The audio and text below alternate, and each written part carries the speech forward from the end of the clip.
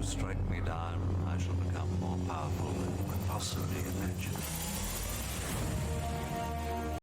Welcome back, everybody. We have some new Riftwatchers news. We have one new airdrop card and 10 cards that have changes to them. So we'll go over the buffs, the nerfs that are happening before Riftwatchers comes out on the 27th. It is almost here. I hope you guys come by the live streams whenever Riftwatchers goes out. Because remember, my Dart Squirrel collection is here. We will be giving away those as well. If you guys have been living under a rock and haven't seen my Dart Squirrel collection, you've got to come check that out. See if you can win one on my live streams. Anyways, our airdrop card, our first airdrop card. We've got the promo card that's not available in packs. Then we have our first airdrop card, which has been unlocked already because we've had enough packs. Enough packs sold. This will be available in packs and will be airdropped to those who participated in the pre-sale. Usut? I have no idea how to pronounce this thing, but this Death Dragon looks awesome.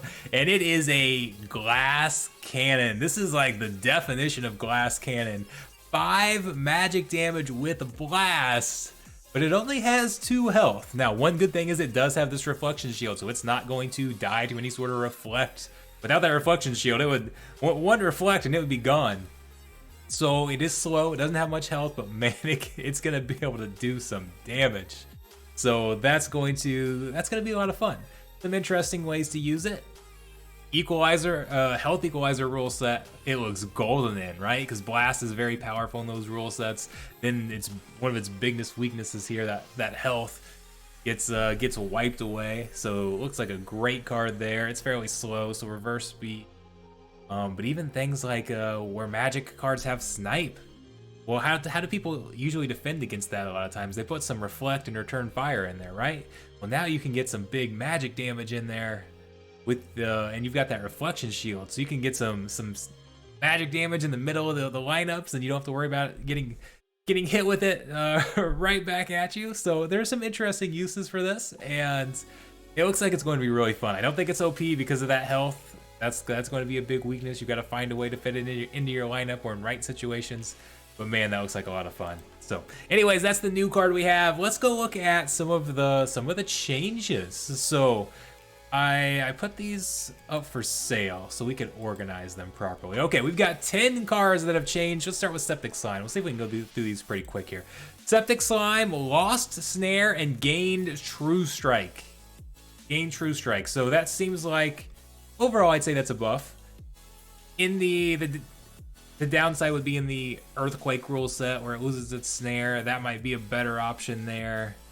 But in general, True Strike, to give it a better chance to land its stun, I do like it. And it's a card I see myself using because there's not much heal in the fire element. So I think it got a slight buff, and I think it's a card that I'll use. So the QA server does load a little slower here, so bear with us. Tinder Lock lost 2 speed. A lot of people viewed this as the most powerful card out there. I took some heat when I said I thought it was overrated. Now, I think it's a good card. Some people see overrated and think that means I don't think it's good, and that's not true, but it's not one of the ones that was necessarily at the very top of my list. It's a solid card, and I will use it. Even with the speed nerf, I still think that I will use it. But losing 2 speed, that's pretty significant. It's gonna scale back a little bit. Speaking of losing 2 speed, the same thing happened to Mel Refugee. This is a card that speed was a big part of it, because 6 speed and then it got enraged would turn to 9 speed. It could be very, very fast. You can get some speed buffs with Kelia, that type of thing. You could get some backfire. We've got a new summoner that'll give backfire. So that was a nice combo.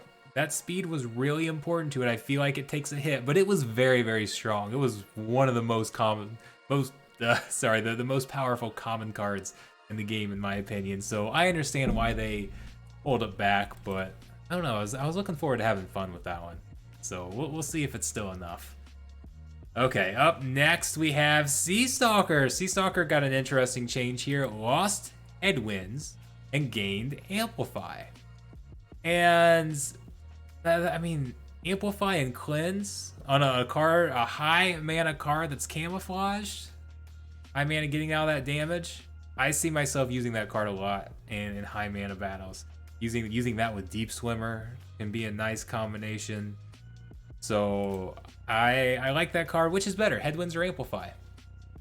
In general, I would say Amplify, but a couple interesting things. I mean, Amplify does not stack, so if you already got it someplace else, it won't help you again. Headwinds would stack.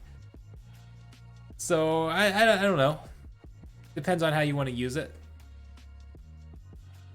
Runemancer Kai, big change. Increased mana cost to 11, gained a speed, and Amplify was replaced with Fury. So this lost Amplify and got Fury, and I think Fury is going to be a very valuable ability. There's so much taunt out there.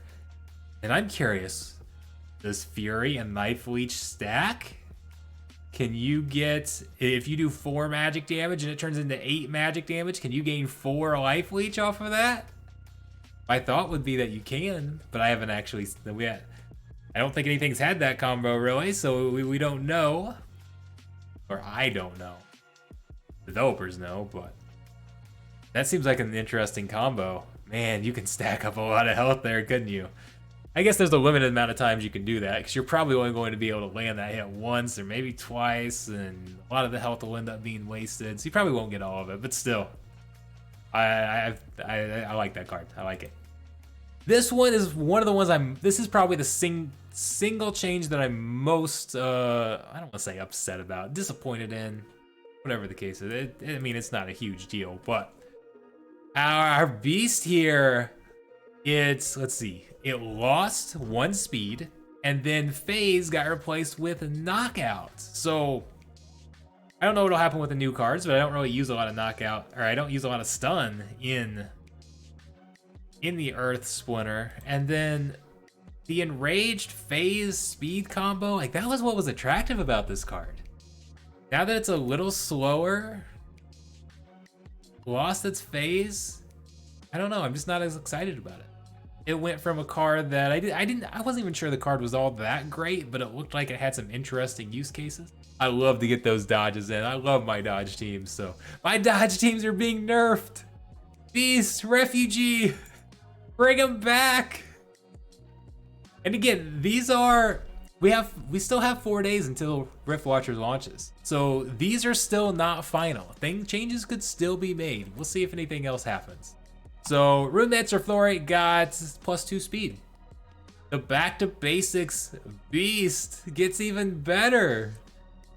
But just was too slow and didn't have any abilities. And those high mana battles, those abilities they're pretty valuable, right? So we'll see. But that's still, I mean I plan to use it anyways. And then it was maybe more of a back to basics card that I really saw it as. So we'll see if that speed's enough to make it even more interesting. Night Gal, this is another one that I didn't really like. So I'm mixed on it, we'll see. It lost Enrage and gained Force Field. Man, I was excited about all that damage up front. All of that damage, I wanted to hit hard up there. So one thing I do love the Force Field taunt combination. Force Fields takes reduced damage from cards with, or anything 5 or more damage gets converted to 1. Is essentially what happens. So in high mana battles where you've got a lot of hard hitting cards, that can be very valuable. We've got Slip Spawn that has that, and I love using Slip Spawn for that reason. Although I feel like it's less valuable in like you look up here in like the Gold League, you see fewer hard hitting cards, 5 or more. So I feel like it's definitely a nerf to Gold. Force Field gets more valuable up in Diamond League. But the thing I don't like is I like this card for its damage. And I feel like now it's a whole different strategy. Like do you really want your tank to have your hard hitting melee card to have taunt? Depends. It's kind of slow. How many times is it going to get to attack before it dies? That's going to be a question. It still has 11 health and 6 armor, and you can't do 5 or more damage at a time to it unless you're getting like Fury or something in there. I don't know. We'll see. I liked it better without the. I liked it better without the taunts, but it is what it is. Okay, we've got a few more here, right? Rune Crafter. Nothing really overwhelming on this one. Rune Crafter gained 1 armor. Again, I feel like Fury is a very, very powerful ability. Anything that's got Fury, I'm probably going to find a way to use. +1 armor doesn't fundamentally change the way it plays, just a minor buff. This is one that I feel like is a big buff. It lost, our Technomancer lost, Shatter gained Rust. Rust is, I just like Rust better. So often the Shatter gets wasted when by the time you shatter it doesn't have any armor anyways. Now, Shatter I feel like is much better on magic attack than it is ranged. Because the range attack will damage the armor first and then shatter it. The magic attack will go under the armor and then shatter it for cards that follow behind it. So I did kind of like the magic shatter combo, but overall I like Rust better. And having a neutral Rust card is something that I feel like I will like. I do like that Rust. So anyways, that's what we've got. Those are the 10 cards. That changed. What do you guys think? Anything that you're upset about? I think we might have some people upset about Tenderlock. People were really excited about that one. Are there cards out there that didn't get changed that you feel like need changed? Maybe a buff, maybe a nerf? I think the one that needs, in my opinion, the one that needs the buff the most, or that I would like to see buffed, just because it's a legendary card. Runemancer Adoat. I don't know, I mean, though it does have the last stands, but I don't know. Last stand alone, it's still slow. I mean, you can have it in reverse speed though. Force field at the back can make it a. Again, the force field is really good at higher leagues, but I don't know. That's probably the one I would like to see buffed the most. So we'll see. Again, still 4 more days. We'll see if any other changes come. But what do you guys think? Do you want that first airdrop card? I do. It looks fun. Doesn't look overpowered, but man, this card looks like a lot of fun to play that glass cannon. So anyways, I will be, you guys know, I'll have to open some packs. We'll have to stream when Riftwatchers comes out. I cannot wait. We are absolutely, it's like every week there's something cool coming to Splinterlands. Every week it's, oh, we're having a major stream for this, a major stream for that. Next week, Riftwatchers is here. It feels like we just had the pre-sale. It's almost here, guys. I cannot wait. There's gonna be some meta changes here, no doubt, and I'm here for it. I love it. As a player of the game, when you get to do something different, change up your strategies, adjust how you play, that's what I'm here for. So stop by the live streams. We'll play some games. I'll see you all there.